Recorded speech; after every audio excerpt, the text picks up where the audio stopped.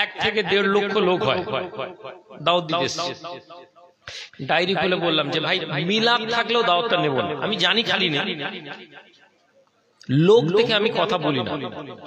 1.5 লাখ লোক আর 1,500 লোক আর 150 লোক আমার কাছে কোনো মায়না নেই। শুধু মায়না আল্লাহ যেটুকুন বলি তার মধ্যে যদি 2-4টা কথা লোক বুঝে নেয়, তুমি যদি রাজি হয়ে যাও। ওয়াজটা বক্তা হিসাবে আপনাদের কাছে এসেছি নাকি? বক্তা হিসেবে এসেছি। বক্তা হিসেবে এসলে 2 ঘন্টা বলতাম।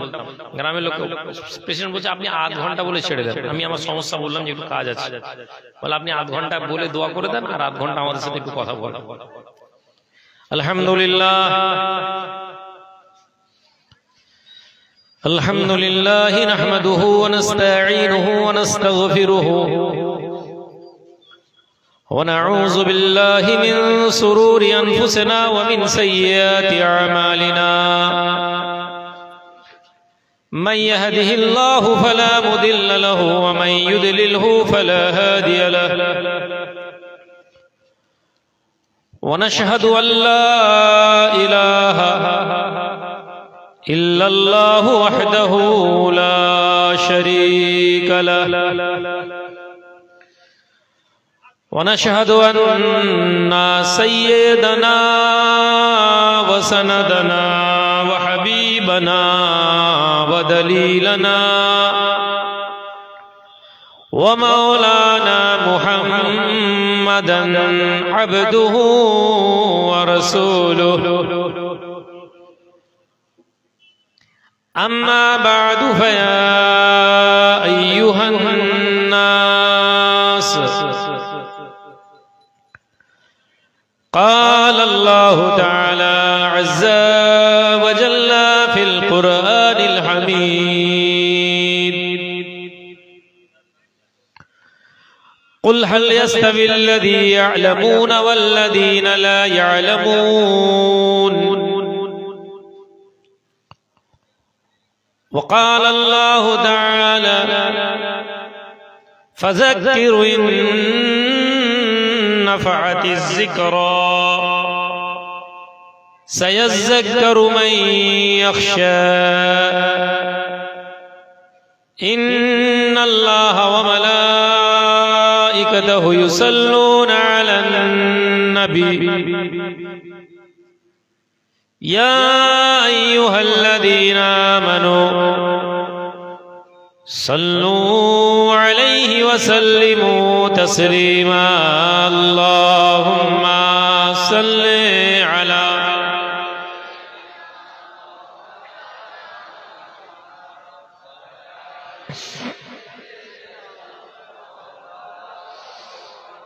اللهم صل على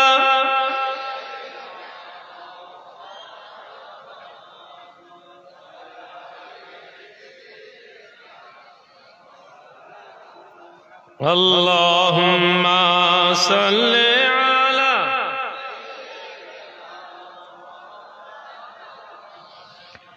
وعلى آل سيدنا اللهم صل على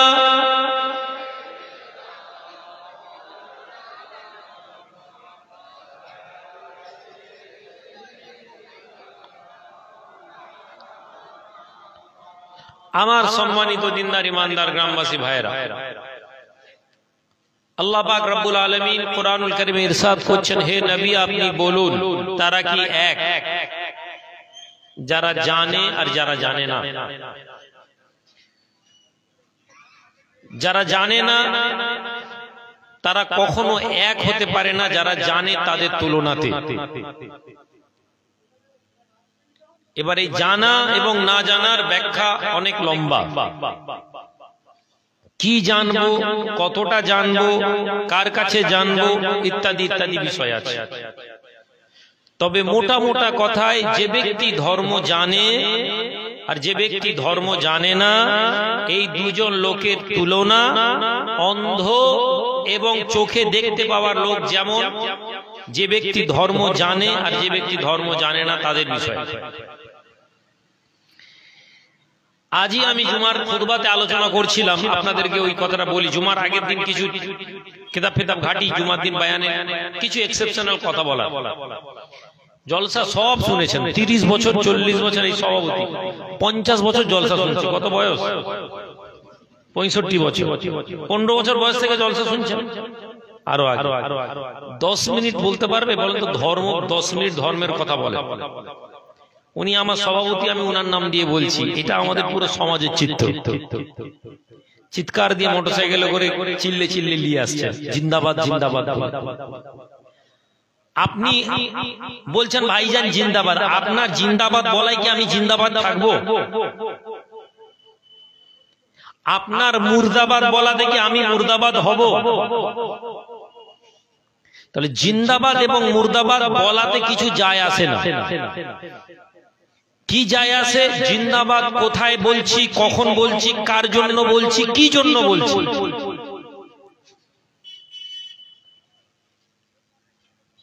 ফুরফুরা শরীফ জিন্দাবাদ বলার মধ্যে ফুরফুরা শরীফ জিন্দাবাদ নয়। প্রতাপপুর দরবার শরীফ জিন্দাবাদ বলার মধ্যে প্রতাপপুর দরবার শরীফ জিন্দাবাদ নয়। জিন্দাবাদ ওই ব্যক্তির মুখ থেকে হবে যখন সে ওই দরবারের আদর্শকে গ্রহণ করবে। আমরা বলি আমরা দাদা পীরের গোলাম, দাঁড়িয়ে 2 মিনিট বলুন দাদা পীরের গোলাম, এটা আপনি কেন 2 মিনিট আপনি বলতে পারবেন না? কেন? 30 বছর শুধু জলসা শোনার জন্য এখানে এসে বসেছেন। 30 বছর ধরে বক্তা করেছেন, 30,000 40,000 20,000 15,000 বক্তা করেছেন। যে বক্তা আপনাকে শুধু কিসসা শুনিয়েছে, ওয়াজ শুনিয়েছে আর জোরে জোরে সুবহানাল্লাহ পড়িয়েছে। কাজ ভালো না মন্দ আমি ওখানে যাচ্ছি না। বিষয়বস্তু 30 বছর আপনি ওয়াজ শুনেছেন, আপনি 10 মিনিট কথা বলতে পারছেন না ধর্ম সংক্রান্ত। দাদা হুজুর পীর কিবলার ওসিয়ত 5টা ওসিয়ত বলুন তো, বলতে পারছেন না। তাহলে আপনাকে বুঝতে হবে যে আপনি ধর্ম জানেননি, সিলসিলা জানেন না। পরিণতি সিলসিলা না জানার কারণে যে যা বলছে আপনি সেটাতেই বলছেন সুবহানাল্লাহ। তাহলে দাদা হুজুর পীর কিবলাকে মানি, এই কথা যেমন বলবো সেরকম দাদা হুজুর পীর কিবলা কি বলেছেন সেটা জানবেন। যেদিন আমি জেনে নিলাম, তারপর যখন জিন্দাবাদ বলছি তখন আমার মনের মধ্যে মজবুতি আছে। যেদিন জানবো না সেদিন জিন্দাবাদ বললে কালকে একটা অন্য হাওয়া কথা এলে আমি অন্যদিকে চলে যাব। পরশুদিন আরেকটি হাওয়া আসবে, ওদিকে চলে যাব। ঠিক একইভাবে ইসলাম বৃহত্তর জায়গায় যদি ভাবি, একইভাবে ইসলামে মুসলমান সবাই বলছি, কেউ বলতে পারছি না আল্লাহ পাক আপনাকে আমাকে কি দিয়েছেন। সারাদিন ধরে দোয়া পড়ছি, রব্বানা আতিনা ফিদ দুনিয়া হাসানা ওয়া ফিল আখিরাতি হাসানা ওয়া কিনা আযাবান নার। মানেটা অনেকেই জানি না, আর যদি জানি মানেটা, হে আমার রব আমাদের দুনিয়াটা ভালো করে দিন। আল্লাহর বান্দা নামাজের পরে, দোয়ার পরে ইমাম সাহেব দোয়া চান, পীর সাহেব দোয়া চান, হুজুর সাহেব দোয়া চান, আমির সাহেব দোয়া চান। তুমি আমিন আমিন আমিন আমিন করতে থাকো। হে আমার রব আমার দুনিয়াটা ভালো করে দিন। রব্বানা আতিনা ফিদ দুনিয়া হাসানা ওয়া ফিল আখিরাতি হাসানা। হে আল্লাহ আমার আখিরাতটা ভালো করে দিন। ওয়া কিনা আযাবান নার, আমাকে জাহান্নাম থেকে মুক্তি দিন। হে মানিকগ্রামের যুবকেরা, জওয়ানেরা, দাঁড়িয়ে যাও আর আমাকে জবাব দিয়ে যাও, হুজুর আমাদের দুনিয়াটা ভালো।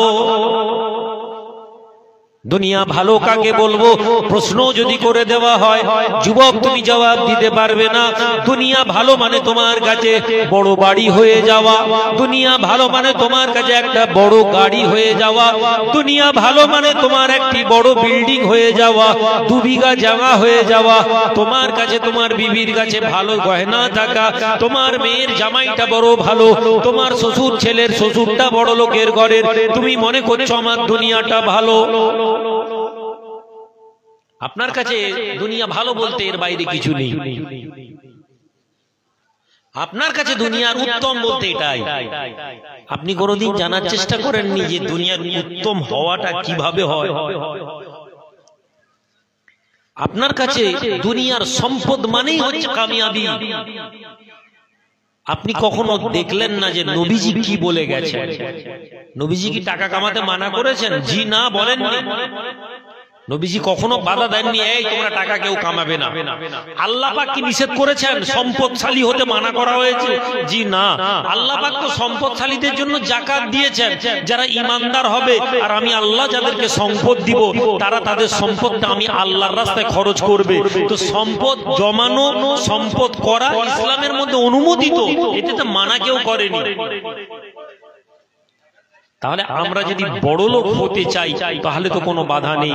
তাহলে বাধা কোথায়? আমাদের কাছে বাধা কিভাবে বড় লোক হব। আমাদের কাছে জানা দরকার সাহাবারা দুনিয়াকে ভালো কিভাবে বানিয়েছিলেন। দুনিয়া ভালো করতে গিয়ে আখিরাত কিভাবে তারা গুরুত্ব দিয়েছেন। দুনিয়ার জমিনে মোকাবিলাতে আখিরাতের জিন্দেগির ভ্যালু কি আমাদের কাছে। সারা জীবন সিদ্দিক আকবর আবু বকর সিদ্দিক রাদিয়াল্লাহু তাআলা আনহুর ওই ওয়াজ শুনে সুবহানাল্লাহ বললাম যে সামান্য কিছু জব, সামান্য কিছু দিরহাম ছিল, আল্লাহ নবী আবু বকরের দানটা বলেছিলেন আল্লাহর দাড়ি পাল্লায় সবচেয়ে ভারী।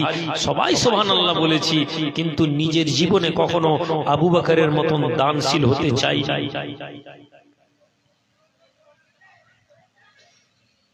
উসমান ইবনে আফফান রাদিয়াল্লাহু তাআলা আনহু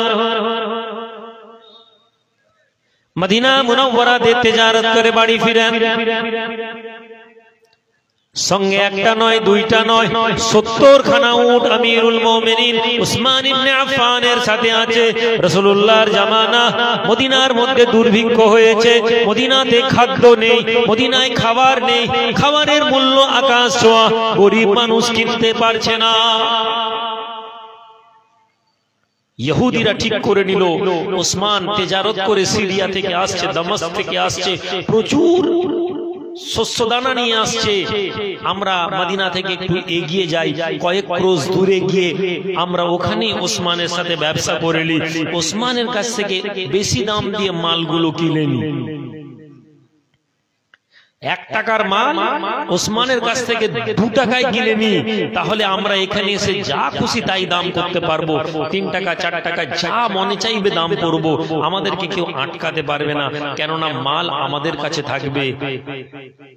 ইহুদিরা বসে ঠিক করলো, ঠিক বলেছো ভাই, ওসমানকে লোভ দেখাই, ওসমান 1 টাকার মাল 2 টাকা দেখে হু হু করে আমাদেরকে বিক্রি করে দিবে।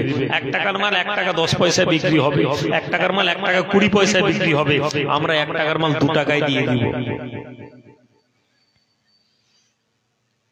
মদিনা মুনাওয়ারা থেকে একজন নয়, দুইজন নয়, ইহুদিদের বড় তাজিরদের, বড় বড় তিজারত করনেওয়ালা ব্যবসায়ী মণ্ডলী এগিয়ে গেছে ওসমান ইবনে আফফানের কাছে। মদিনা শহরে প্রবেশ করতে যাবে, বাজারের সামনে দাঁড় করিয়ে দিয়েছে আমিরুল মুমিনিন ওসমান ইবনে আফফানকে ইহুদিরা। ভাই ওসমান, তুমি কেমন আছো? ব্যবসা কেমন চলছে? বাণিজ্য কেমন চলছে? আলহামদুলিল্লাহ। আল্লাহর বান্দা ওসমান ইবনে আফফান রাদিয়াল্লাহু তাআলা আনহু বলেন, বড় ভালো। মদিনার অবস্থা জানো? মদিনার খবর রেখেছো? না, মদিনার অবস্থা খুব খারাপ। তাই নাকি? হ্যাঁ। কি হয়েছে? মদিনায় দুর্ভিক্ষ, লোকের কাছে পয়সা নেই, খাবারের জিনিসের মূল্য অনেক এলোমেলো, লোক খাবার কিনতে পারছে না, অভাব আছে। আচ্ছা ওসমান, তুমি সফর থেকে অনেক কষ্ট করে আজ ব্যবসা এসেছো, আমরা ঠিক করেছি আমরা তোমাকে ভালো মূল্যে দাম দিয়ে পয়সা নিয়ে তোমার কাছ থেকে মাল কিনে নিব, আর মদিনায় গিয়ে তোমাদেরকে ব্যবসা করতে হবে না। আমরা 1 টাকার মালকে তোমাকে ডবল প্রফিট দিব, ডবল লাভ দিব। 1 টাকার মাল তোমাদের কাছ থেকে 2 টাকায় নিয়ে নিব, আমাদেরকে সব মাল দিয়ে দাও। আপনি আমি হলে, আপনি আমি হলে, হ্যাঁ ভাই ঠিক আছে, বিশাল প্রফিট। ধরে নেন আপনি একটা ব্যবসায় নেমেছেন, কম্বল নিয়েছেন, 200 টাকার কম্বল আপনি ভেবেছেন 400 টাকায় বিক্রি করব। এখন 200 টাকার কম্বল কেউ যদি বলে 600 টাকা, আপনি তো চোখ বন্ধ করে দিয়ে দিবেন। রব্বানা আতিনা ফিদ দুনিয়া হাসানা, এই শব্দের ব্যাখ্যা উসমান ইবনে আফফানের এই কথা থেকে বুঝুন। হে মুসলমানেরা, জওয়ানেরা, ইসলামকে বুঝতে গেলে, ধর্মকে জানতে গেলে ওয়াজের মজলিসে শুধু ওয়াজ শুনলে হবে না। ওয়াজের মজলিস থেকে যে কথা শুনবে ওই কথাকে নিয়ে নিজের জিন্দেগিতে, নিজের জীবনে লাগাও। আমিরুল মুমিনিন উসমান ইবনে আফফান রাদিয়াল্লাহু তাআলা আনহু জবাব দেন, মুসলমান ইহুদিরা, এর চেয়ে বেশি দাম আমি পাবো মদিনাতে। মদিনাতে এর থেকে ভালো দাম পাবো। ইহুদি তো ব্যবসায়ী ছিল, তারা জানে দাম। আচ্ছা ঠিক আছে, 1 টাকার মাল 2 টাকায় দিব। উসমান ইবনে আফফান বলছেন এর চেয়েও ভালো দাম পাবো। 2 টাকা, 1 টাকার মাল 3 টাকা দিব, এর চেয়ে বেশি দাম পাবো। ওরা অবাক হয়ে গেল, 1 টাকার মাল 3 টাকায় কে কিনবে? আলোচনা চলছে। ইহুদিরা বলছে দেখো মদিনাতে মাল নেই, সুতরাং মানুষ তো খাবে, ঘর বাটি জায়গা সম্পদ সব বন্ধক রেখে তো পেটে খাবে, তাহলে মাল নিলে কিন্তু লস হবে না। ব্যবসায়িক দিমাগ চলছে, তখন কি করা যাবে? তারা বলল আমরা 2 জন মিলে নিয়ে নিই, 3 জন মিলে। তারা বলল যে ঠিক আছে ওসমান, হ্যাঁ আমরা জানি মদিনায় তুমি তো বড় ব্যবসায়ী, 1 টাকার মাল 4 টাকায় দিব। উসমান ইবনে আফফান বলছেন এর চেয়ে বেশি রেট পাচ্ছি, 5 টাকা, 6 টাকা, 7 টাকা। যখন 7 টাকাতে উসমান ইবনে আফফান বলছেন এর চেয়ে বেশি পাচ্ছি, তখন তারা বলছে অসম্ভব, মদিনাতে আমাদের থেকে বড় ব্যবসায়ী আর কেউ নেই, 1 টাকার মাল 7 টাকা দিয়ে কিনবে, আমরা বিশ্বাস করিনি। কে কিনবে তোমার কাছে? উসমান ইবনে আফফান রাদিয়াল্লাহু তাআলা আনহু বলছেন চলো আমার সাথে। ইহুদিরা বলছে চলো দেখি কে এত দাম দিয়ে কিনবে, কার এত টাকা মদিনায় আছে যে 1 টাকার মাল 7 টাকার বেশি কিনবে। হে আল্লাহর বান্দা যুবকেরা, জীবনকে বদলে যদি না নাও, জেনে নাও আল্লাহর কথা শোনার পরে সাহাবাদের কথা শুনবে আর এখানে ফেলে দিয়ে চলে যাবে। তাদের ব্যাপারে বলা হয়েছে খাতামাল্লাহু আলা কুলুবিহিম, তাদের অন্তরে আল্লাহ মোহর মেরে দিয়েছেন। মুশরিক, কাফের মুশরিকদের ব্যাপারে কথা বলা হয়েছে, ওদের অন্তরে আল্লাহ মোহর মেরে দিয়েছেন। আর একদল মুসলমান যারা নিজেদেরকে মুসলমান মনে করে অথচ তাদের ভেতরে মুনাফিকি ভর্তি হয়ে আছে। এই মুনাফিকি মুশরিকির থেকেও খারাপ। কেন না? মুশরিক প্রকাশ্যে আল্লাহর দুশমনি করেছে, আর মুনাফিকরা আল্লাহকে মানি একথা বলে আল্লাহ বিরোধিতা করেছে। আপনারা অবাক হয়ে যাবেন, মসজিদে ইমাম সাহেবকে যদি বলেন যে ইমাম সাহেব আমাদেরকে জুমাতে বই দেখে দেখে মুনাফিকের চরিত্রটা বলেন তো, আমি আজকে ওয়াজ করব না। আমি ওয়াজ করলে আপনি ভাববেন হুজুর মনে হয় রাগের মধ্যে আমাদের কি ইশারা করে বলছে। বক্তা ভালো কথা বললেই আমরা ঠিক করে নি যে ওই মনে হয় ওই লোকটাকে ইশারা করে বলছে। ফলে বিরোধমূলক কথা আমি বলছি না, কিন্তু আপনি যদি ধর্ম জানতে চান মসজিদের ইমাম সাহেবকে বলবেন মুনাফিকের লক্ষণ, আর আপনি নিজেকে দেখবেন 70 থেকে 80% মুনাফিকের আলামত আজকে এই মুসলিম সমাজের মধ্যে এসে গেছে। আপনি স্বপ্ন দেখছেন যে পীর সাহেবের লেজ ধরে জান্নাত চলে যাবে, আপনি মনে করছেন ভাইজান জিন্দাবাদ, ভাইজান জিন্দাবাদ করে দিয়েছি মানে জান্নাত চলে যাবে। যদি এইভাবে জান্নাত পেয়ে যাওয়া যেত, এত সস্তায় যদি জান্নাত পেয়ে যাওয়া যেত, তাহলে দুনিয়ার কোটিপতি লোকেরা কেউ জাহান্নামী হতো না, অন্য কোন নবীর উম্মত জাহান্নামে যেত না। জান্নাতে যাবার জন্য একটা ক্যাটাগরি দরকার, একটা স্ট্যান্ডার্ড দরকার। ওই স্ট্যান্ডার্ড পাস হলে তারপরে ওলি আউলিয়া পীর গৌস কুতুব জান্নাতে নিয়ে যাবে। ওই স্ট্যান্ডার্ড আমরা আজকে দিনে নেই। আর এটা বোঝার জন্য আপনাকে কোরআন হাদিসের জ্ঞান রাখতে হবে। আমরা বলি পীর ওলি আল্লাহরা আমাদেরকে জান্নাতে নিয়ে যাবে, কিন্তু ওই পীর ওলি আল্লাহরা কার জন্য সুপারিশ করবে এটা আমরা জানি না। বেনামাজি বেরোজগার সবাই যদি জান্নাত চলে যেত, তাহলে মুনাফিকরা জান্নাত চলে যাবে। আপনিও জানেন আর আমিও জানি মুনাফিকরা জান্নাত যাবে না। আর মুনাফিকরা কেন মুনাফিক সেটা কোনোদিন আপনি জানার চেষ্টা করেননি, আর জানলেও আপনি চোখ বন্ধ করে নিয়েছেন। আপনি কেননা আপনার সাথে আমার সাথে মিলে যাচ্ছে। সুতরাং দুনিয়া ভালো করার যে কথা বলছি, এই যে পরবর্তীকালে ওসমান ইবনে আফফানের জীবনের যে কথাটা শুনবেন, নিজের মনের মধ্যে নিয়ে আসুন, এটাকে ভুলবো না। জীবনে কোথাও না কোথাও আমি চেষ্টা করব, এই বিশ্বাসের সাথে থাকুন আর দেখুন আপনার দুনিয়া কেমন করে ভালো ভালো।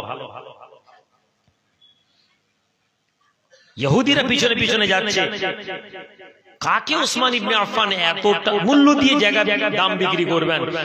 উটের সারি সারি উট নিয়ে এসে ওসমান ইবনে আফফান মসজিদে নববীর সামনে রেখে দিয়েছেন।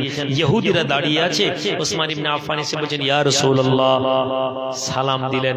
সালামের জবাব, হে নবী, আমি মসজিদে নববীতে প্রবেশ করার আগে আপনার মুখে শুনতে চাই, কোন ব্যক্তি যদি আল্লাহর জন্য একটা টাকা খরচ করে ওর প্রতিদান আল্লাহ পাক কি দিবেন? দয়ার নবী বলছেন, কোন ব্যক্তি আল্লাহর জন্য যদি আল্লাহর রাস্তায় 1 টাকা দান করে আল্লাহ পাক তার বরকতে 70 গুণ বেশি সওয়াব দান করবেন। আমিরুল মুমিনিন ওসমান ইবনে আফফান ইহুদিদের দিকে তাকান আর বলেন, এই মদিনার ইহুদিরা, ও মদিনার ইহুদিরা, শুনে নাও আমাদের নবীর কথা, যে রাসূলুল্লাহ সাদিক, যে রাসূলুল্লাহ আমিন, যে নবী কোনদিন মিথ্যা বলেন না, যে নবী কোনদিন কারো সাথে ধোঁকা দেন না, সেই নবীর উপরে আমরা ঈমান এনেছি। এই সমস্ত মাল, শুনে নাও ইয়া রাসূলুল্লাহ, আল্লাহকে সাক্ষী রেখে আল্লাহর দরবারের প্রতিদান পাওয়ার জন্য সমস্ত উটের মালগুলো মদিনায় গরিবদের মাঝে তাকসীম করে দিলাম। নবীজি ওসমান ইবনে আফফানের জন্য দোয়া চাই।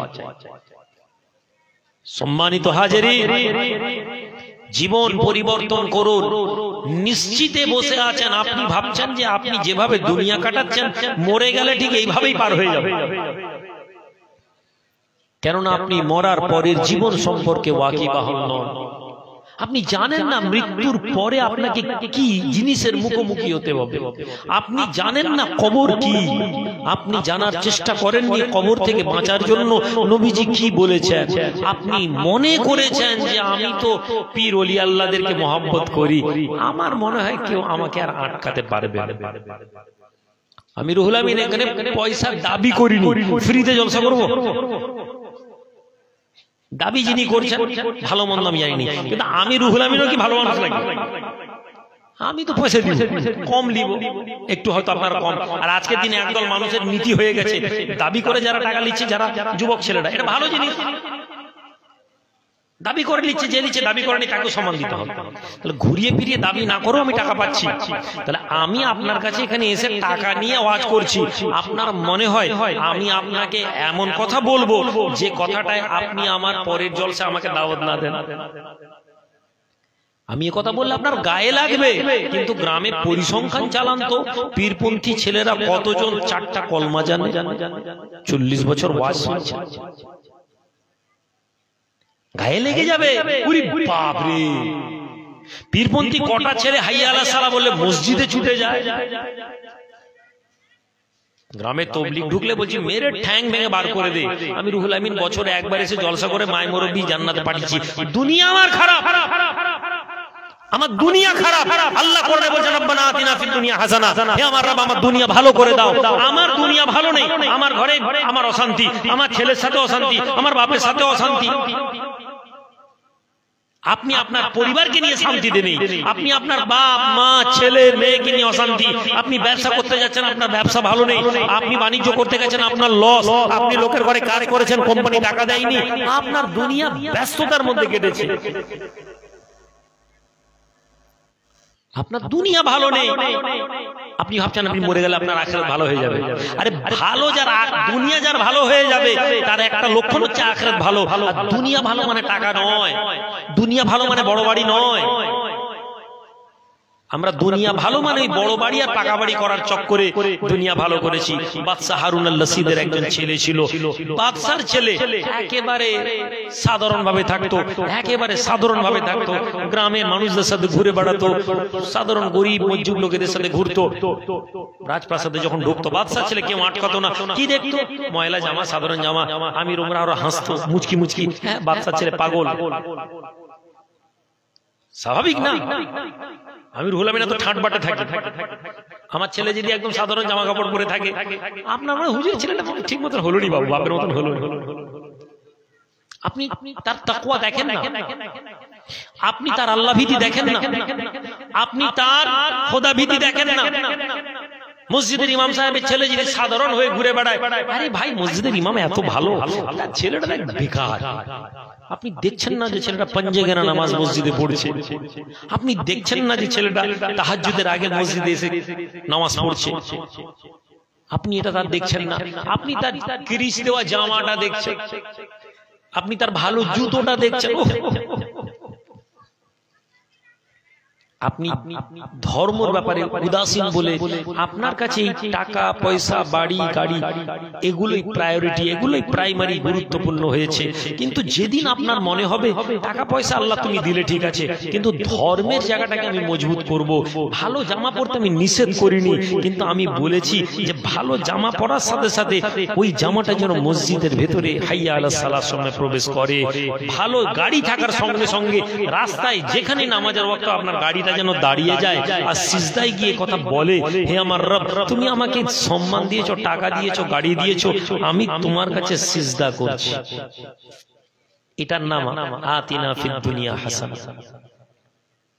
হে যুবকেরা, সারা রাত ওয়াজ শোনো কিন্তু মজলিস থেকে কিছু নিয়ে যাও না। বরং আমি রুহুল আমিন যদি টুক করে একটা কিছু বলে দিই, ওইটাই কালকে ইউটিউবের চ্যানেলে ছেলেরা ওটাকে হাইলাইট করবে, ভাইরাল করবে, চা দোকানে বসে বসে আলোচনা হবে, ওইটা বললো ঠিক বলেনি, আবার না ঠিক বলেছে। এই হচ্ছে আমাদের জলসা থেকে নিয়ে যাই বাড়িতে। পরচর্চা পরনিন্দা যেটা হয় সেটাই আমরা চা দোকানে আলোচনা।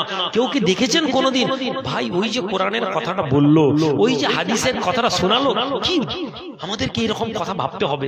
কোনদিন শুনেছেন? কোনদিন আপনি আমাদের চর্চা কেন না আমরা আমাদের মেজাজ বানাইনি? আমাদের কাছে ওয়াজ মানে কোনো এন্টারটেইনমেন্টের আনন্দ ফুর্তি। আমার ওয়াজের মজলিসে এখন হাসি ঠাট্টার খেলা চলে এসেছে। বিশেষ করে বাংলাদেশের কিছু কিছু আলেম ওলামাদের এই ফেসবুকে জামানায় সব দেখতে পাওয়া যায়। আপনি দাদা হুজুর পীর কিবলাকে ভালোবাসেন, এই কথা বলার নয়। মুজাদ্দিদ জামান পীর আবু বকর সিদ্দিক রাহমাতুল্লাহ আলাইহি আপনাকে তাকওয়ার জীবন অনুসন্ধান করতে বলেছেন। তার উলামারা, তার আলেমরা পায়খানা করবেন কিভাবে সেটা বলার পরে আপনাকে দেখিয়েছেন। পায়খানা এক জায়গায় করবেন, উঠে গিয়ে আরেক জায়গায়, তখন মাঠে ঘাটে যখন পায়খানা হতো সেটা আপনাকে বলে দিয়েছেন। আপনার কাছে এগুলো কোনো মায়না নেই। হে আল্লাহর বান্দা যুবকেরা, আল্লাহর কোরআন বলে তাজাওয়াদু ফাইন্না খায়রাজ যাদিত তাকওয়া। পাথেয় সংগ্রহ করো। রাস্তায় তুমি যখন বেরো যুবক, এখান থেকে উড়িষ্যা যাব, এখান থেকে দিল্লি যাব, এখান থেকে বোম্বে যাব, রাতের বেলা যখন তুমি ঘর থেকে বেরো, তুমি তোমার ব্যাগের মধ্যে খাবারটা রেখে দাও, তুমি তোমার ব্যাগের মধ্যে কাপড়টা রেখে দাও, তুমি তোমার ব্যাগের মধ্যে পানিটা রেখে দাও, তুমি তোমার সঙ্গে টিকিটটা নিয়ে নাও, না জানি রাস্তায় যেন কোনো ঝামেলা না হয়। হ্যাঁ, এই দুনিয়া মুসাফির, এই দুনিয়া সফর করার জায়গা। এই দুনিয়ার মধ্যে তুমি তোমার আখিরাতের পাথেয়গুলো সংগ্রহ করো, আখিরাতের রাস্তাটা ঠিক করে নাও। কাল দুনিয়াতে নিঃশ্বাস বন্ধ হয়ে গেলে কবরটা কেমন করে মোকাবিলা করব? নিঃশ্বাসটা বন্ধ হয়ে গেলে কবরের ভিতরে মুনকার নাকির আসলে কি কথা বলবে? কবরটার পরে যখন আখিরাতে উঠব কি জবাব দিব? তার জন্য প্রস্তুত হয়ে যাও। আল্লাহর কোরআন বলে তাজাওয়াদু ফাইন্না খায়রাজ যাদিত তাকওয়া। আর আখিরাতে পাথেয় কি করে সংগ্রহ করবে? আল্লাহর কোরআন বলছে আল্লাহ ভীতি দিয়ে। আল্লাহ ভীতি কিভাবে আনবো? বাদশাহ হারুন আল রশিদের ছেলে মহল্লায় প্রবেশ করছে, ছিঁড়া জামা, ময়লা জামা, আমির ওমরাও মুখ টিপে টিপে হাসছে। বাদশার ছেলে, বাদশার মান সম্মান ডুবিয়ে দিল। বাদশাহ তো বাদশাহ, ছেলে হোক আর বিবি হোক আর মেয়ে হোক, বাদশার সম্মানে লাগলে সহ্য করবে না। হারুন রশিদের চেহারা লাল, বাড়িতে ঢুকে চিৎকার দিয়েছিল, তুমি মিয়া আমার সম্মান নষ্ট করে দিবে, তুমি মিয়া আমার ইজ্জত নষ্ট করে দিবে। এত আমির ওমরাও থাকে, তুমি আমার দরবারের ভিতর থেকে কেন ঢুকো? এই অবস্থা, তোমাকে বলেছি ভালো কাপড় পরো, বিদেশ থেকে লোক আসে, বাইরের দেশের প্রতিনিধি আসে। ছেলে চুপ, ছেলে চুপ।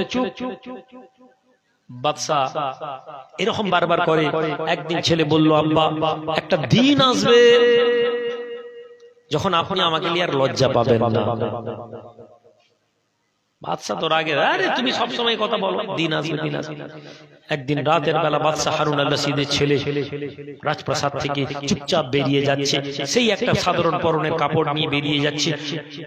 উজির ধরেছে, দেহরক্ষী গাড়োয়ান বলছে, কোথায় যাবেন রাজকুমার? যাই চুপ, কাউকে কিছু বলবে না। ঘোড়া চড়ে বেরিয়ে গেল, ঘোড়ায় করে বেরিয়ে চলে গেল। কোথায় গেল কোথায় গেল? এমন দূর দূরান্তে গেল যেখানে বাদশা হারুন রশিদের নাম তো সবাই জানে, কিন্তু বাদশা হারুন রশিদকে কেউ দেখেনি, আর তার ছেলে তো অনেক দূরে। সেখানে গিয়ে একটা ছোট্ট ভাঙা বাড়িতে থাকে আর মজুরির কাজ করে। সেখানে মানুষের কুলিগিরি, লেবারের কাজ করে। বাজারে বসে থাকে, লোক এসে লেবার তুলে নিয়ে যায়, লেবারের কাজ করে, পয়সা দেয়, ওই পয়সা দিয়ে সে সংসার চালায়। একদিন একজন বড় আলেম তিনি এসেছেন, এসে দেখছেন মজুর খুঁজছেন, তো একজন যুবক ছেলে বসে আছে, চেহারাতে নূর আছে। হে আল্লাহর বান্দা, বারবার বলেছি তুমি বুঝতে পারো না, আমি বুঝতে পারি না, কিন্তু জেনে নাও যখন বান্দা আল্লাহর রাস্তায় ইবাদত করে তখন আল্লাহর কোরআন বলছে, ইয়া আইয়ুহাল্লাযীনা আমানুত্তাকুল্লাহ ওয়া আমিনু বিরাসূলিহি ইউতিকুম কিফলাইন মির রাহমাতি ওয়া ইয়াজআল লাকুম নূরান তামসুনা বিহি। যখন বান্দা আল্লাহকে ভয় করে এবং রাসূলের প্রতি ঈমান আনে, আল্লাহ কি করেন? তাদেরকে আতা করেন, দেওয়া হয় কিফলাইন মির রাহমা, তার রহমত থেকে দ্বিগুণ পরিমাণ দুইটি কিফল চালা খুলে দেওয়া হয়। এবং তারা কি করে? ওয়ায়াজআল লাকুম নূরান তামসুনা বিহি, তারা আল্লাহর নূরের সমুদ্রে বিচরণ করে। বলুন সুবহানাল্লাহ। এই আয়াত দিয়ে ইলমে তাসাউফের একদল লোক ব্যাখ্যা করেছেন। সর্বোপরি এই আয়াত দিয়ে বলা হয়েছে বান্দা যখন জিকির আজকার করে আল্লাহ তার চেহারায় নূর দিয়ে দেন, ঈমানের নূর। যাদাতহুম ঈমানা, তাদের ঈমান বৃদ্ধি হয়ে যায়। তো মানুষের ঈমান বৃদ্ধি হয়। আপনার ঈমান বৃদ্ধি হয়েছে কোনদিন? আপনি উপলব্ধি করতে পেরেছেন? আপনি যদি না পারেন তাহলে আফসোস, তাহলে আপনার ঈমান বৃদ্ধি হবে দুইটা কন্ডিশনে। যখন আপনার কাছে আল্লাহর কথা বলা হবে, আপনার কাছে আল্লাহর কথা বলা হবে, তখন আপনার অন্তরটা আল্লাহর ভয়ে ভীত হয়ে যাবে। এটা মুমিনদের লক্ষণও বলা হয়েছে, ইন্নামাল মুমিনুনা আল্লাযীনা ইযা যুকিরাল্লাহ ওয়াজিলাত কুলুবুহুম। যখন আল্লাহর কথা বলা হয় মুমিনরা কি করে? তাদের ভয় অন্তর দূর করে। আপনি মজলিসে বসেছেন আল্লাহর কথা শোনার জন্য, আপনি বলছেন দেখি কিছু বলে নাকি কারো বিরুদ্ধে? হ্যাঁ, একদল শ্রোতা নেই আমাদের গ্রামে, আমাদের মহল্লাতে, আমাদের এলাকাতে, যারা জলসা এই জন্য শুনতে আসে যে বক্তা কিছু ফিতনা ফাসাদি কথা বলবে কিনা। আপনার মনে হয় ওই মজলিস থেকে আপনি ধর্ম কিছু নিয়ে যেতে পারবেন? আপনি বলুন ভাইজান, আপনার জলসা শুনতে আসিনি, আমি আমার কথা বলছি না, আমি সমাজের কথা বলছি। আমাদের মতন বক্তা তো 1 ঘন্টা 1.5 ঘন্টা 2 ঘন্টা যদি 10 মিনিট পরচর্চা না করি আমাদের জলসা কমপ্লিট হবে না। সরাসরি না বলি, ইশারায়, ঠারে ঠোরে অন্যের গীবত, অন্যের সমালোচনা করতে হয় আমাদেরকে, না হলে আমার মনে হয় আমাদের জায়গা মজবুত না। আর আপনি মুমিন তখন হয়ে যাবেন যখন আল্লাহর কথা আপনি শুনতে আসবেন, যখন আল্লাহ পাকের কথা শুনবেন, আপনার অন্তরটা কি হবে? আপনার অন্তরটা আল্লাহর ভয়ে প্রকম্পিত হবে, ভয়ে ভীত হবে। এবং যখন আপনার কাছে কোরআনের কথা বলা হবে, ওয়াইজা তুলিয়াত আলাইহিম আয়াতি, আর যখন কোরআনের কথা বলা হবে তখন আপনার অন্তর যাদাতহুম ঈমানা, আপনার অন্তরের ঈমানটা বৃদ্ধি পেয়ে যাবে। জোরে বলুন সুবহানাল্লাহ। আপনি দেখতে পাবেন ঈমানের উজ্জ্বলতা যখন আপনি নিজেকে আল্লাহর জিকিরের মধ্যে রাখবেন। সুবহানাল্লাহ, আলহামদুলিল্লাহ, আল্লাহু আকবার পড়বেন, তাসবিহ পড়বেন, গীবত থেকে বেঁচে থাকবেন, পরচর্চা থেকে বেঁচে থাকবেন, পরনিন্দা থেকে বেঁচে থাকবেন, সমালোচনা থেকে বেঁচে থাকবেন। আজকে আমাকে একটি ছেলে একটা মেসেজ পাঠিয়েছে, আপনাদের উদ্দেশ্যে বলছি, যারা কমিটি বিভিন্ন ভাইজান ভালোবাসা, হয়তো আমি খারাপ ধরবো না, কিন্তু আমার মনে হয়েছে ভালোবাসে না ছেলেটা। এই জন্য যে তার মেসেজের মধ্যে এমন কিছু আছে যে কথাটা আমি সমালোচনার দুর্গন্ধ পেয়েছি। আর যখনই এরকম মেসেজ আছে আমি এগুলোকে স্ক্রিনশট করে রেখে দিই। আমি জানি যে পরবর্তীকালে যেই আমি বলবো লোক ডিলিট করে দেয়। একটি ছেলে আমাকে মেসেজ পাঠিয়েছে, ভাইজান আপনার এলাকার আইমার যারা কর্মী, আইমার যারা নেতৃত্ব তারা আর কেউ কাজকর্ম করছে না, তারা আইমার নামে কালেকশন করছে, দরবারের জলসায় লক্ষ লক্ষ টাকা তারা কালেকশন করেছে। অ্যামাউন্ট পর্যন্ত সে বলেছে, প্রত্যেক বাড়ি থেকে 100, 200, 1000, 2000 দিয়েছে, এই টাকা নিয়ে আছে তারা, তারা কেউ কাজকর্ম করছে না। আচ্ছা, এই অভিযোগটা কত গুরুতর অভিযোগ। এই কথার মধ্যে একটা আমাকে ভালো লেগেছে যে মালিগ্রামের 2-10টা 20টা লোক হয়তো বিরোধী আছে, কিন্তু আমার মালিগ্রামের প্রতিটি ভাইয়েরা প্রত্যেকে দরবার শরীফে শরীক হয়েছেন। জোরে বলি সুবহানাল্লাহ। এটা আমি আপনাদের আন্তরিকভাবে শুকরিয়া। আমি বারবার বলি যে সবার কাছে আপনারা চাঁদা নেবেন না। দরবারের যারা প্রতাপপুর দরবার শরীফ পশ্চিমবঙ্গ নয়, আজকে গোটা ভারতবর্ষ সহ আজকে আন্তর্জাতিক আঙিনাতে একটি ব্যতিক্রমী দরবার। জোরে বলুন সুবহানাল্লাহ। কিসের জন্য? শুধুমাত্র আমরা আমাদের আদর্শ দিয়ে। পীর তো হাজার হাজার আছে ভাই, শ্রাবণ ভাই বলুন, হাজার হাজার পীর পেয়ে যাবে। আপনি চলে যান বোম্বেতে, চলে যান, বোম্বে থেকে একজন বড় রিয়েল এস্টেটের বিজনেসম্যান এসেছেন, বড় জার্নালিস্ট এসেছেন, বলছেন যে হুজুর আমরা বহু সুন্নিয়াতের দরবারে গেছি, দরগায় গেছি, আপনার এখানে এসে মনে হয়েছে যে আমরা যে সুন্নিয়াত নিয়ে যে ভুল ভ্রান্তি আমাদের থাকে, আমাদের কোনটা হয়, আমরা শিক্ষিত লোক, আমরা প্রকাশ্যে বলতে পারি না, হুজুরদের সামনে এসব কথা বললে আমাদেরকে ওয়াহাবি বলে দিবে, আমরা বলতে পারি না। আপনার এখানে এসে আমাদের মনে হলো যে আমার জীবনে, ভদ্রলোকের বয়স মিনিমাম 60 বছর বয়স, ইংরেজি স্টেটমেন্টস পেপারে তিনি আর্টিকেল লিখেন, তিনি বলেন আমার জীবনে এই প্রথম এমন একটি দরবারে গেলাম যেখানে কোরআন এবং সুন্নাতের সাথে পীরপন্থীকে আমি দেখতে পেয়েছি। এবং সেই মেহমানদারিতে মালিগ্রামের কোন এক ছেলে, আমি যাকে চিনিনি হয়তো, সে 100 টাকা শরীক হয়েছে। জোরে বলা যাবে। ফলে আপনি আমাকে বিরোধী, আমার বিরুদ্ধে বলতে পারেন, আপনি বলতে পারেন আমি রুহুল আমিন আপনার খারাপ কাজ করেছি, কিন্তু আপনি আল্লাহর দরবারে গিয়ে নিজের চোখ বন্ধ করে যখন ভাববেন, আপনি দেখতে পাবেন আমি রুহুল আমিন আপনার স্বার্থের বিরুদ্ধে কখনো যাইনি, এজন্য যে আমার সমাজের কোনো ক্ষতি হবে। এই মানুষগুলো কালেকশন করেছেন, দরবারে কাজে যুক্ত থাকেন, কত টাকা কালেকশন? 1 লাখ, 2 লাখ, 5 লাখ। সারা জীবন এই লোকগুলোর সংসার চলে যাবে। তাহলে এই যে অভিযোগ আমি করলাম, আমি যখনই বললাম ঠিক আছে আমি গিয়ে ধরবো, তাড়াতাড়ি ডিলিট করেছে, না না না, আমি ফিতনা হবে। আপনার মনে হয় এই লোক যদি আমানতের খেয়ানত করে, এই লোকের সাথে যারা আমানতের খেয়ানত করবে, আপনি বলুন তো আমি রুহুল আমিন জানলাম না, আপনার মনে হয় এই লোক আমানতের খেয়ানত করার পরে শান্তিতে থাকবে? আমি রুহুল আমিন মাদ্রাসার নাম করে আপনাদের কাছে টাকা তুললাম, আমি রুহুল আমিন মানে যেই তুলছে সেই টাকা নিয়ে সে তার বাড়ি বানাচ্ছে, আপনার মনে হয় সেই লোক শান্তিতে থাকবে? তাহলে আমরা যখন আল্লাহর রাস্তায় দিয়ে দিব, সে মাদ্রাসায় দি, দরবারে দি, হুজুরকে দি, আমরা এটা বলবো যে আল্লাহ তোমার রাস্তায় দিলাম। এরপরে যে লোকের হাতে আসবে সে যদি আমানতের খেয়ানত করে, সে আগুন গিলবে, আঙ্গার খাবে, আঙ্গার হাঁকবে নাকি বাংলায় বলেন, আগুন খাবে, তুমি আগুন পায়খানা করবে।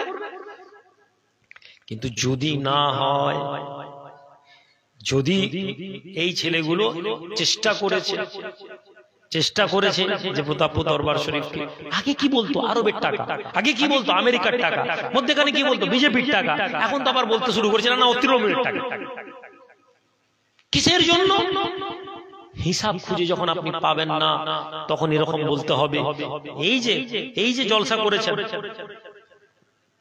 কালেকশন করাবেন না, কালেকশন করাবেন তো লোক তো বলবেই যে কালেকশন নেই, কিছু নেই, কেন, কোথা থেকে টাকা পাচ্ছে? কিন্তু যদি এই মানুষের আমানতের খেয়ানত না করেন, আমি যে অভিযোগ করলাম, আমি কি করলাম? অপবাদ দিলাম, বুহতান, অপবাদ। আমি অনেক নামাজ পড়ছি, নামাজ পড়ে পড়ে কপাল কালো করে ফেলছি, চা দোকানে বসে বসে পরচর্চা সমালোচনা করছি।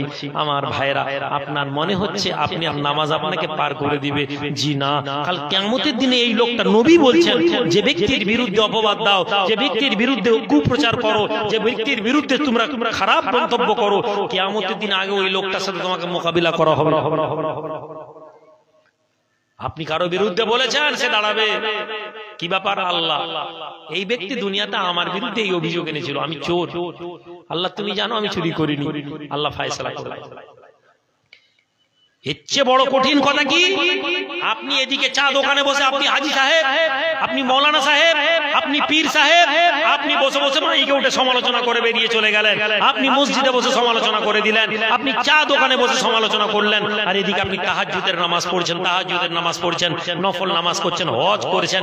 নবীজি বলছেন আপনার নেকির পাহাড় হয়ে আছে, কিন্তু যখন বিচার শুরু হবে তখন এরকম লোকেরা আসবে, আল্লাহ বলবেন ফালা তুজলিমু নাফসুন শাইয়া, আজকে আমি কারো উপর জুলুম করব না, এর নেকি কেটে একে দিয়ে দাও, নেকি কেটে এই লোকের আমলনামায় দেওয়া হবে। এইভাবে একটা করে লোক আসবে, তোমার আমল বন্ধ হয়ে কেটে বেরিয়ে যাবে। বান্দা একটা সময় আসবে তোমার কাছে কোনো আমল থাকবে না। নবীজি বলছেন এখন শেষ নয়, নবীজি বলছেন এরপরে লোক থাকবে, আল্লাহ এখনো আমাদের বিচার শেষ হয় না, আমরা পাওনাদার। আল্লাহ বলবেন কোন চিন্তা নেই, আজ আমি নাদাউল মাওয়াজিনুল কিসত লিয়াউমিল কিয়ামা, আমি কিয়ামতের দিনে ইনসাফে দাড়িপাল্লা তুলেছি, আসো তোমাদের গুনাহগুলো একে দিয়ে দাও। ওই গুনাহ নিয়ে এই তথাকথিত নামাজি, তথাকথিত হাজি, তথাকথিত পীর সাহেব, তথাকথিত হুজুর সাহেব আমলটার মাথায় কি করবে না, গুনার পাহাড় দিয়ে নবীজি বলেছেন এই লোক জাহান্নামে চলে যাবে। কেন শুরুতে বলেছি ধর্ম জানা জরুরি। যাচ্ছে ওই চা দোকানে ওই যুবক ছেলে যে হয়তো অনেক বেশি জলসা শোনে না, যে অনেক বেশি ওয়াজ নসিহত শোনে না, পাঞ্জেগানা নামাজ পড়ে, পরচর্চায় থাকে না, নিজের কাজ করে, কিয়ামতের দিনে ওই লোকটার আমলনামা দেখলে আপনি অবাক হয়ে যাবেন। আরে ভাই তুমি তো কোনো জলসায় বসতে না, তুমি তো কোনো হুজুরের সোহবতে বসতে না, তুমি তো কোনো চিল্লা দাওনি, তুমি তো কোনো মারকাজে যাওনি, তোমার এত নেকি কি? বলা হবে এই লোক দুনিয়ার অযথা গীবতে থাকতো না, এ লোক দুনিয়ার ফিতনা থাকতো না, এ লোক পরচর্চায় থাকতো না, এ লোক আল্লাহর হুকুমকে মানতো, নেকি কম ছিল কিন্তু গুনাহ বেশি করতো না। জোরে বলি সুবহানাল্লাহ। আমার ভাইরা বেরিয়ে আসেন, পরচর্চা থেকে বেরিয়ে আসেন, পরনিন্দা থেকে বেরিয়ে আসেন। আমাদের এই সমাজে সবচেয়ে বড় ব্যাধি বসে বসে পরচর্চা করা, কাজ নেই কর্ম নেই, চা দোকানে বসে বসে পরচর্চা করছি, চা দোকানে বসে পরনিন্দায় যুক্ত হয়ে আছে। আমাদেরকে চেষ্টা করতে হবে যে যার আমলনামা সে নিয়ে যাবে, কে চুরি করলো, কে ডাকাতি করলো, কে মানুষের হক নষ্ট করলো, কে মাদ্রাসার টাকা মেরে খেয়ে নিল, কে মসজিদের টাকা মেরে খেয়ে নিল, সে তার আমল নিয়ে যাবে। আমরা কারো সাথে আমরাই করব না। একটাই কথা বলবো ভাই, আল্লাহর হিসাব আল্লাহর কাছে দিবে। বাদশাহ হারুন আল রশিদের ছেলের কথা বলে শেষ করে দিব। ওই আলেম এসে পৌঁছালেন, এসে দেখলেন বাদশাহ হারুন আল রশিদের ছেলেকে বলছেন এই ছেলে তুমি কি মজুর? সে বলল আমি মজুরের লাইনে বসে আছি, মানে তো আমি মজুর। এসো। ছেলেটি বলল আমার শর্ত আছে। এই আলেম অবাক, কি শর্ত? কি শর্ত? বলতে লাগলো যে হুজুর আমি নামাজের ওয়াক্ত হলে হুজুর আমি নামাজ পড়ব, নামাজের ওয়াক্ত হলে আমি নামাজ পড়ব, আমাকে নামাজের সময় আটকানো যাবে না। ঠিক আছে, আর আমাকে খাওয়ায় জোরাজুরি করা যাবে না। সুবহানাল্লাহ বলবেন না? এই রিজক আমাদের জিভকে প্রথমে কালো করে, তারপরে অন্তরকে কালো করে, তারপর পেটকে অসুস্থ করে। এই লোকমা আমরা যে খাই, এই লোকমা প্রথমে আমাদের জিভকে কালো করে দেয়, অর্থাৎ এই জিভ থেকে আর ভালো হারাম লোকমা আমাদের জবানকে ভালো রাখে না। এরপরে আমাদের হৃদয়কে কালো করে দেয়, হারাম খাদ্য আমাদের মনের মধ্যে নূরকে নষ্ট করে দেয়। তারপরে আমাদের পেটকে অসুস্থ করে দেয়। হারাম খাবার বেশি খায় না মানুষ, লিয়ায় গোশ, লিয়ায় মাছ, লিয়ায় হাফ খালি পেট যে লোক খায় সে শরীর সুস্থ। সাহাবারা আল্লাহর নবী ক্ষুধা না লাগলে খেতেন না। সাহাবারা পেট পরিপূর্ণ করে খেতেন না, এটা আমাদের জীবনের উসুল। আর আমাদের সেটা বলছে ভাইজান তিনটা মহব্বত করে আপনাকে তিন জায়গায় ভাত খেতে হবে। আমি কি করে বুঝাই যে নবীর সুন্নতের আমল করার চেষ্টা করলেও আজকের জামানায় হুজুরদেরকে মুরিদরা করতে দেবে না। এই জন্য কেননা মুরিদ মনে করছে হুজুরকে মহব্বত করা মানে 14টা তরকারি দিয়ে খাওয়ানো। এখানে মহব্বত নেই, এটা ধর্ম। আপনি মনে করছেন হুজুর এসেছেন গরুর গোশত, মুরগির গোশত, খাসির গোশত, মাছ, ডাল, 8টা 12টা 14টা করে দরকার, খেয়ে দিয়ে ঠেকুর দিলে বলছে আল্লাহর নবী গরিবী জীবন যাপন করতেন। শ্রোতাও বলছে সুবহানাল্লাহ। কেননা ধর্ম জানেন না। আর এই কথার মধ্যে কোনো তাসির নেই, এই কথার মধ্যে টান থাকতে পারে, এই কথার মধ্যে কান্নার ভঙ্গি থাকতে পারে, এই কথার মধ্যে আসর হবে না। কেননা আমি নিজের জীবনকে আমি এই জায়গায় নিয়ে আসতে পারিনি, আমি আপনাদেরকে কি করে শোনাবো? আল্লাহর বান্দা বাদশাহুর নাসিদের ছেলে বলে, বাদশা খানা যেটা খাবো না, হে মৌলানা আলেম খানা খাবো না, নামাজের সময় আমাকে নামাজ পড়তে দিতে হবে। আলেম খুশি খুশি মনে নিয়ে যায়, চলো। বাড়িতে গিয়ে গোলামকে বলে, এই ছেলেকে কষ্ট দিও না, এই ছেলে যত কাজ করে করতে দাও, এবং খাওয়ার জন্য একে পিড়াপিড়ি করবে না, খাওয়ার জন্য কি চাপ দেবে না, আর নামাজ পড়তে দাঁড়ালে নামাজের জন্য হুড়াহুড়ি করবে না, কতটা কাজ করে করুক, লিখে মনে হচ্ছে ভালো ছেলে বলে আলেম চলে গেছেন নিজের কাজে। এই গোলাম কাজ টাজ করে সন্ধ্যাবেলা পয়সা নিয়ে মজুরি নিয়ে চলে গেছে। আলেম সন্ধ্যাবেলা ঘরে এসে দেখে একটা মজুর 1.5 গুণা কাজ করেছে, অবাক হয়ে গেছে, এত কাজ। চাকর বলছে, হুজুর এমন লোক এনেছেন, ও তো একা তো 1.5টা লেবারের কাজ করে দিয়ে চলে গেছে।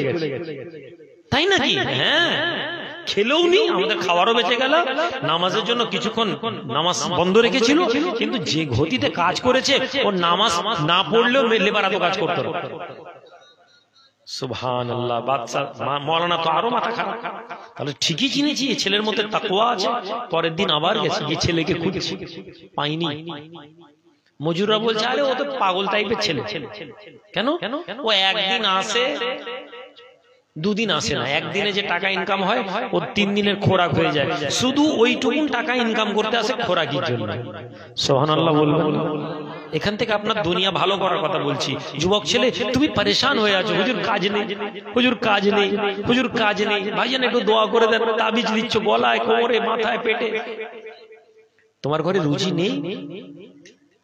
তোমার বাড়িতে একদিন রান্না চড়েনি, এরকম হয়েছে? তুমি নবীকে ভালোবাসো, আমার নবীর ঘরে 3 দিন পর পর চুলা জ্বলে। এটা শুনতে ভালো লাগে, ওয়াজে ভালো লাগে, ব্যক্তিগত জীবনে কথা বলা যায় না। না তো আমির সাহেব বলবে, না তো হুজুর সাহেব বলবে, আর না তো দিনের দায়ী সাহেব বলবে। ওই কথা শুধু হাদিসেই আছে, আমাদেরকে এই জীবনের কথা আমরা ভাবতে পারছি না। কি আছে? আপনি জীবনকে সন্তুষ্ট করতে চান, আপনি খুশি হয়ে যান, যে অবস্থায় আছেন আলহামদুলিল্লাহ বলুন। আপনি শুধু এটা বলুন যে আজ বেঁচে আছি, এটা আল্লাহর শুকরিয়া, মরে যেতে পারতাম। নাম্বার 2, ঘরে গিয়ে বিবিকে জিজ্ঞেস করুন, মাকে জিজ্ঞেস করুন, মা কিছু খাবার আছে? মা বলবে, কি আর করবি, কিছু খাবার নেই, ডাল ভাত আছে, বাস আপনি আলহামদুলিল্লাহ বলুন। এমন গাজাতে ঘটনা ঘটেছে, ফেসবুকে লাইভ করেছেন, শেয়ার করেছেন। আপনি কি জানেন গাজাতে একটা দিন গেছে যেখানে 2 দিন 3 দিন ধরে লোক খেতে পায়নি। ইয়ামানে ক্ষুধার কারণে কয়েক হাজার ছেলে মরে গেছে। আপনি শুকরিয়া আদা করুন, আল্লাহ আপনার ছেলের ঘরে খাবার দিয়েছে। গাজাতে মায়েদের বুকের স্তনের দুধ শুকিয়ে গেছে খেতে না পেয়ে, বাচ্চা স্তনের দুধ পায়নি। আপনি শুকরিয়া আদা করুন যে আল্লাহ আপনার ঘরে চাল ডাল রেখেছে, আপনার পরিবার আলহামদুলিল্লাহ আপনার বাচ্চার মুখে আল্লাহ খাদ্য পৌঁছাচ্ছে। যখন আপনি জীবনকে ভাবে দেখবেন, আপনি দেখবেন আপনার জীবনের প্রতি অভিযোগ নেই, আপনার না পাওয়ার কষ্ট নেই। আর যখন আপনার বন্ধুর মোটরসাইকেল দেখবেন, আপনি আল্লাহর শুকরগুজার বান্দা হতে পারবেন। বাদশা হারুন আল-রশিদ ছেলেকে আলেম খুঁজতে খুঁজতে গিয়ে দেখে ঘরের মধ্যে লোকটি শুয়ে আছেন, অসুস্থ। অবাক হয়ে গেছেন, আরে আপনি? তখন ওই যুবক বলে, শোনো, আল্লাহ পাক তোমাকে আমার কাছে পাঠিয়েছেন। শোনো, আমি বাদশা হারুন আল-রশিদের ছেলে। মাওলানা তো অবাক হয়ে গেছে শুনে, কি বলছেন আপনি? বাদশার ছেলে? তার তো জান উড়ে গেছে যে এই ছেলেকে দিয়ে লেবারের কাজ করিয়েছি। পা ধরে লিছে, আমি জানিনি, আমাকে মাফ করে। না, উঠে আসে। হে মৌলানা, আমি মনে হয় তুমি খুব ভালো লোক, আমার মনে হচ্ছে আল্লাহ এই জন্য পাঠিয়েছেন। শোনো, আমার কাছে আর বেশি সময় নেই, আমি যদি মারা যাই, আমি মারা গেলে আমার মাথার তলায় দেখো একটি রাজ আংটি আছে। আলেমদের, বাদশাদের যে সন্তান হতো তাদের কাছে একটা মোহর থাকতো, রাজার আংটি। এই আংটিটা নিয়ে তুমি যাবে, বাদশাকে গিয়ে আমার বাপকে গিয়ে দিবে। আর একটা কোরআনুল কারীম আমার মাথায় রাখা আছে, এটা আমার মায়ের কোরআন, আমার মা আমাকে দিয়েছিল, আমার মাকে ফেরত দিবে। আর শোনো, আমার বাপকে বলবে আমি আমার বাপকে আর কোনোদিন লজ্জা দেব না, আর আমি মারা গেলে তুমি আমার জানাজার নামাজ পড়াবে। সম্মানিত ভাইরা, এটা একটা বাদশার ছেলের জীবনী বললাম। মারা গেল, বাদশা হারুন রশিদের কাছে আলেম গেছে, আলেম বাদশা হারুন রশিদ ঝরঝর করে কাঁদছে আর বলছে, হে আমার ছেলে, তুমি ঠিক বলেছো। বাদশা হারুন রশিদ জীবনে প্রায় মৃত্যুর আগে পর্যন্ত ওই ছেলের কথা ভাবতেন আর কাঁদতেন আর বলতেন, আমার ছেলেই ঠিক বলেছে, ও আমাদের থেকে অনেক আগে বেরিয়ে গেছে, এই দুনিয়ার কোনো মূল্য নেই। তাহলে আমার আজকের এই জলসার মধ্যে আমরা তিনটা জিনিস মাথায় রাখবো, যে যেখানেই থাকি না কেন আল্লাহর কথা কি আছে, ধর্মের মধ্যে আল্লাহ কি বলেছেন এটা জানার চেষ্টা করব। দ্বিতীয়, দুনিয়া থাকবো, দুনিয়া বিমুখ হওয়ার চেষ্টা করি, প্রত্যাশা এক্সপেকটেশন জিরো বানাই। এটা ভাববেন না বাড়ি করতে হবে, ঘর করতে হবে, টাকা, এটা ভাবার প্রয়োজন নেই।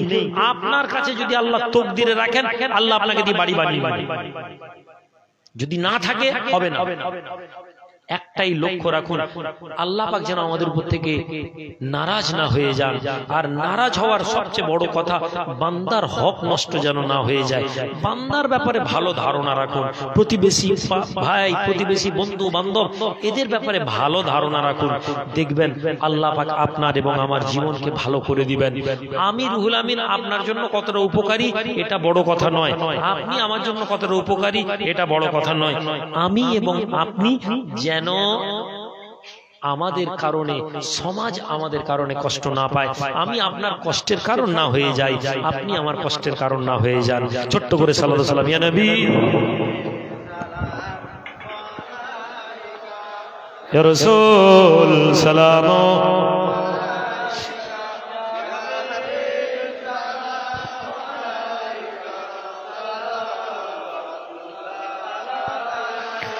طلع البدر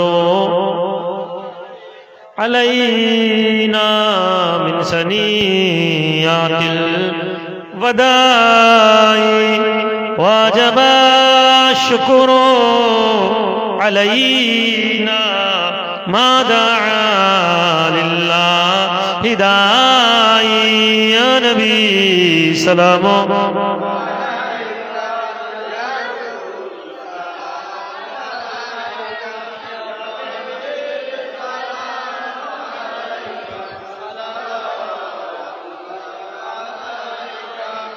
ऐसा अगर जाए मदीना तो नबी जी से ये कहना कि आपका एक नाम ले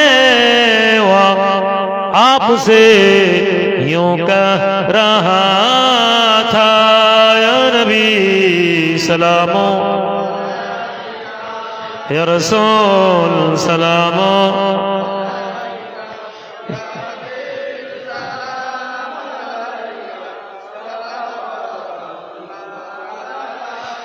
जिब्राइल डाकेन बरेबान खुल दीन आसमानेर दुआर एस नबी दे सरदार করিতে মওলা রদিদার, ইয়া নবী সালাম ইয়া রাসূল সালাম।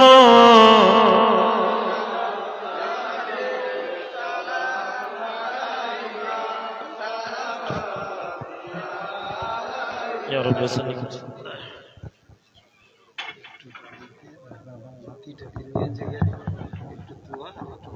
আজকে বাড়িতে, আজকে এখানে দোয়া করে আজকে বাড়ি যাবো না, আমার ভীষণ কাজ আছে, রাত 1টার সময় একটা গুরুত্বপূর্ণ ফোন আছে, বলেছি আমি এখান থেকে দোয়া করব এখান থেকে আল্লাহুম্মা আমিন আল্লাহুম্মা রাব্বানা আতিনা ফিদ দুনিয়া হাসানাহ ওয়া ফিল আখিরাতি হাসানাতাও ওয়া কিনা আযাবান নার ربنا ظلمنا أنفسنا وإن لم تغفر لنا وترحمنا لنكونن من الخاسرين لا تزغ قلوبنا بعد إذ هديتنا وهب لنا من لدنك رحمة إنك أنت الوهاب أي الله পাক মেহেরবান মাওলা মেহেরবানি করে আপনি আমাদের দোয়ার মজলিসকে কবুল করে নেবেন তাসবিহ তাহলিলকে কবুল করে নেবেন মিলাদ শরীফ কিয়াম শরীফকে কবুল করে নেবেন মাওলা আয় আল্লাহ পাক কুরআনুল কারীম পড়া হয়েছে মাওলা জিকির আজকার হয়েছে মাওলা तमाम নেকিগুলো আকা ইনামদার দো জাহানের বাদশা হাবিব ও তবিব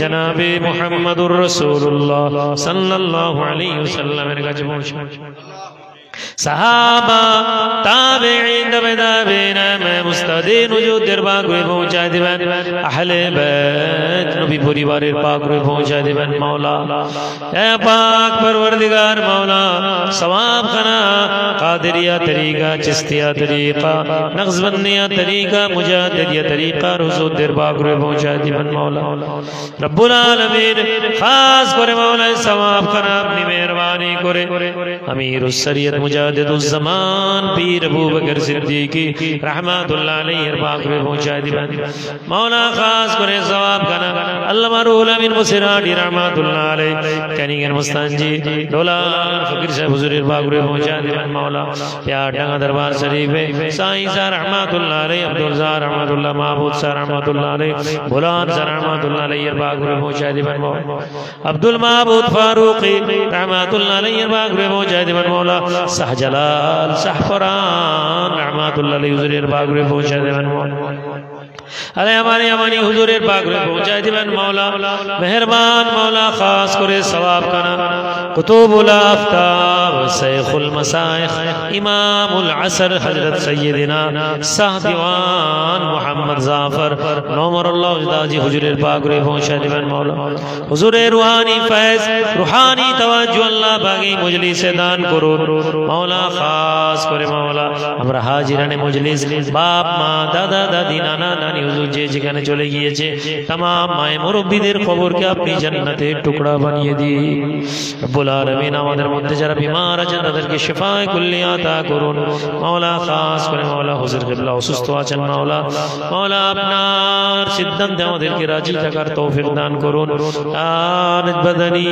এবং ইলমি এবং আমলি জীবনকে আপনি সালামতি দান করুন রব্বুল আলামিন আমাদের ইবাদত আমাদের রিয়াজত আমাদের বندگی আপনি কবুল করে নিন যুবক ছেলে জওয়ান ছেলে সব রিজকের অভাবে যারা আছে মাওলা আমাদের রুজিতে আপনি বরকত দান করুন খাস করে মাওলা গুনাহ খাতা থেকে আমাদের ছেলেদেরকে বাঁচার তৌফিক দান করুন পর্দার আড়ালে বোনেরা মায়ের আল্লাহ পাক যে যার নেক নিয়তকে আপনি কবুল করে নিন রব্বুল আলামিন আমরা আপনার দরবারে হাত তুলেছি আপনার কাছে চেয়েছি মাওলা আমাদের চাওয়াগুলোকে আপনার দরবারে কবুল করে নিন হে আল্লাহ এই গ্রাম সহ तमाम মুসলমানদের গ্রামগুলোতে আপনি খায়ের বরকত আফিয়ত দান করুন হে আল্লাহ পাক কাফির মুশরিক মুনাফিকদের গোলামি থেকে হেফাজত করুন হে রব্বুল আলামিন আমাদের ছেলেরা মাওলা যারা ইমা সংগঠনকে মাওলা কাজ করে চলেছে মাওলা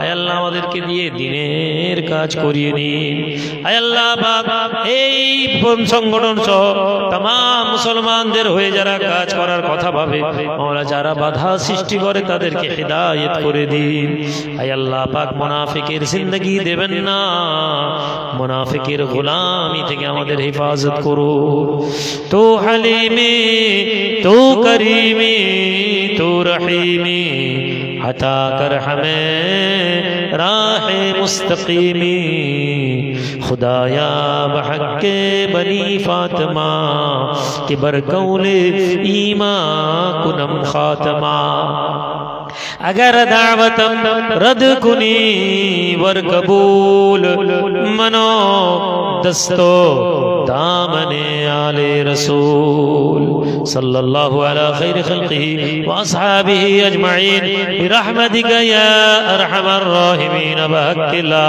الہ লা ইলাহা ইল্লাল্লাহ মুহাম্মাদুর রাসূলুল্লাহ। আসসালামু আলাইকুম ওয়া রাহমাতুল্লাহ।